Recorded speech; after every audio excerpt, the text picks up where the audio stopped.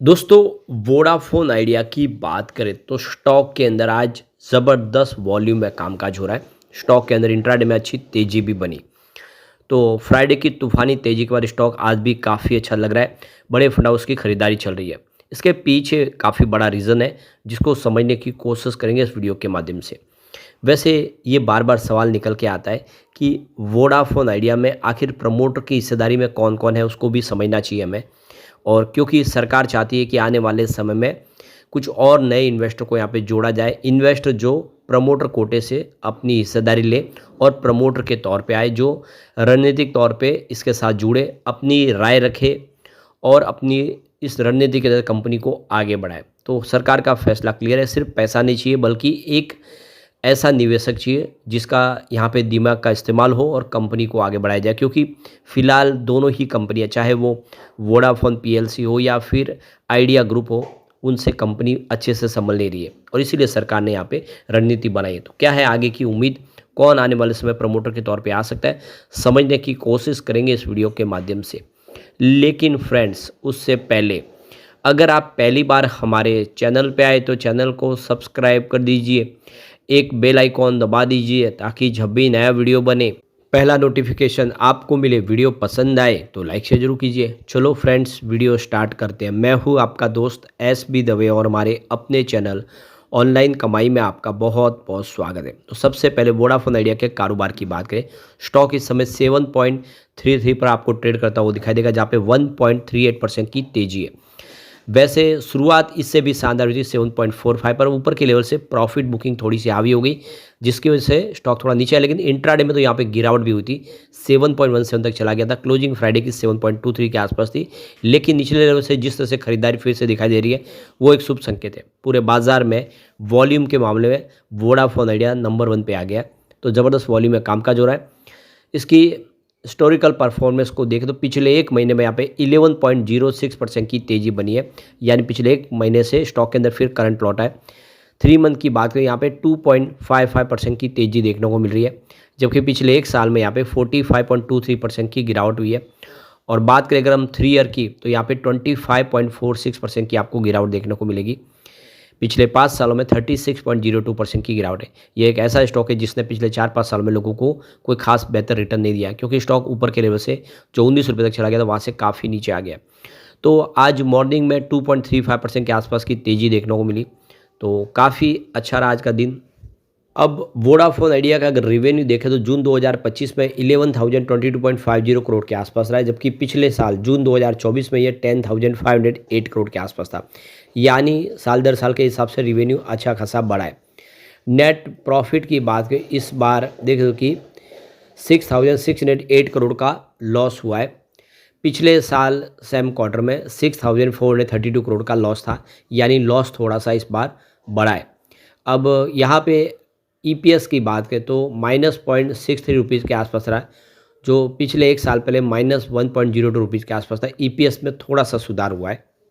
अब मार्च एंड की बात, पूरे साल का जो रेवेन्यू 43,571 करोड़ के आसपास रहा है, जबकि पिछले एक साल पहले ये 42,651 करोड़ के आसपास था। यानी साल दर साल के हिसाब से 24 के मुकाबले 25 में आप देखें तो रेवेन्यू बढ़ा है। नेट प्रॉफिट की बात तो 27,385 करोड़ का लॉस हुआ है इस बार, जो कि पिछले साल मार्च 24 में 31,232 करोड़ का लॉस था। यानी साल दर साल के हिसाब से लॉस में कमी आई है। तो ये एक अच्छी बात है कि लॉस भी कम हुआ और रिवेन्यू भी बढ़ा है। ईपीएस देख लो कि -4.01 रुपीज़ के आसपास रहा है, जो पिछले एक साल पहले 6.41 रुपीज़ के आसपास था। तो ये क्लियरली है कि ईपीएस में सुधार हुआ है। तो फिलहाल आप देखिए मार्केट में लैग क्लस्टर है, माहौल काफ़ी फीका है। लेकिन वोडाफोन आइडिया में 10% की ज़बरदस्त जंप देखने को मिली फ्राइडे के दिन, और सबसे तेज़ी से बढ़ने वाला वायदा का ये शेयर बन गया।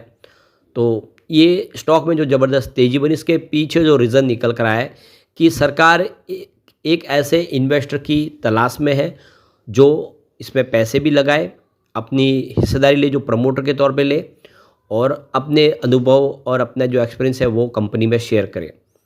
तो मार्केट एक्सपर्ट कपिल ने बताया कि बेसिकली जस्ट नैरो पर्सपेक्टिव तो है ही, लेकिन इसका जो ब्रॉडर रेंज भी देखते हैं, साल 2020 से लेके 2025 तक ऑलमोस्ट 4 साल का दायरा यहाँ पर गुजर चुका है।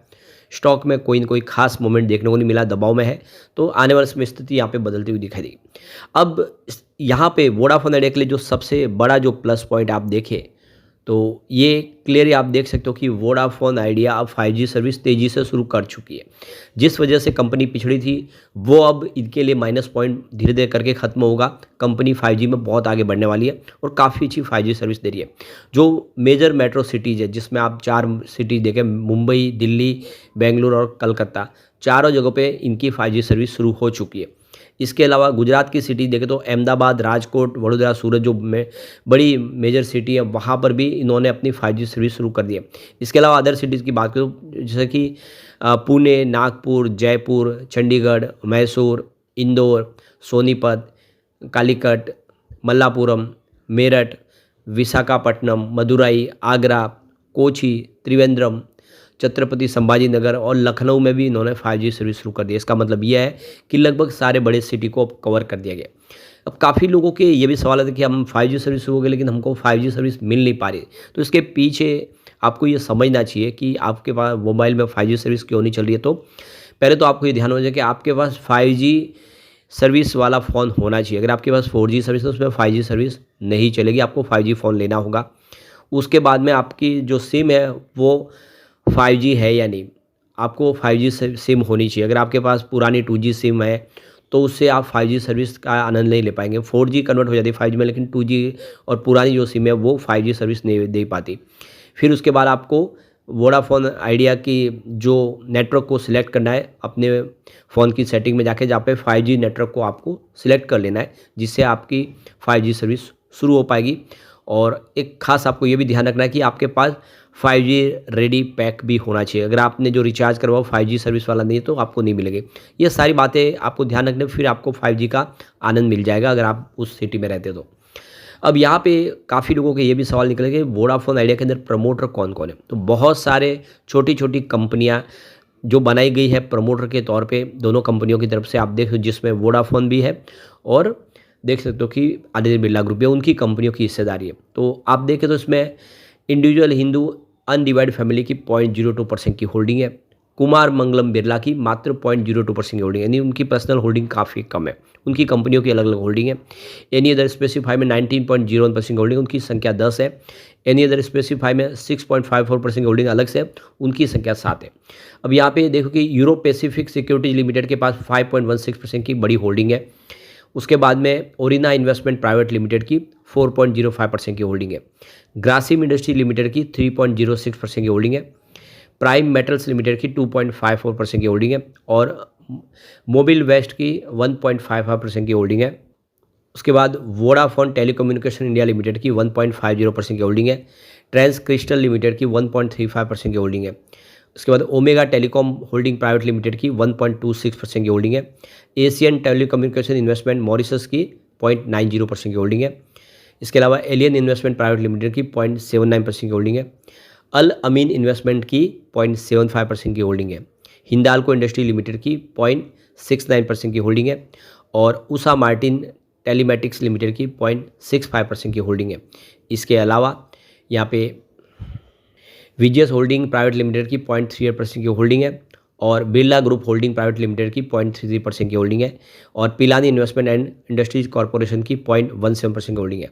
तो सरकार चाहती है कि इसमें से कुछ होल्डिंग दोनों प्रमोटर बेचे और नए इन्वेस्टर को लाए जो कंपनी को आगे बढ़ाए। तो क्या होगा, अब देखिए, एक तरह से एक अपॉर्चुनिटी तो हमें लग रही है कि अदानी ग्रुप के लिए मौका है, क्योंकि अदानी ग्रुप की जो बड़ी डील थी वो छूट गई उनके हाथ से। वो जेपी एसोसिएट का अधिग्रहण नहीं कर पाए, वेदांता ग्रुप ने वो कंपनी उनके हाथ से छीन ली है। तो अब वो यहाँ पे वोडाफोन आइडिया के अंदर दाव लगा सकते हो। वोडाफोन आइडिया ने 5G सर्विस भी शुरू कर दी है और अदानी ग्रुप देख सकते हो कि सारे बिजनेस अच्छे से रन कर पा रहे, तो उनके पास टेलीकॉम बिजनेस नहीं है, ऑलरेडी जियो के पास है। ऐसे में एक अच्छी संभावना उनके लिए है कि वो इस कंपनी को अंदर बड़ी हिस्सेदारी ले और अपने हिसाब से मैनेजमेंट को सुधार के कंपनी को आगे बढ़ाए। तो वोडाफोन आइडिया के लिए भी अच्छे दिन आ सकते हैं और अदानी ग्रुप को भी टेलीकम्युनिकेशन सेक्टर में फ़ायदा हो सकता है। लेकिन फ्रेंड्स, कोई भी इन्वेस्टमेंट करने से पहले अपने फाइनेंशियल एडवाइजर से एडवाइस ले ले या अपना खुद का रिसर्च करें, क्योंकि मैंने वीडियो आपके एजुकेशनल पर्पज़ के लिए ही बनाया। वीडियो पसंद आए तो लाइक से जरूर कीजिए और चैनल को सब्सक्राइब कर दीजिए। Thank you friends.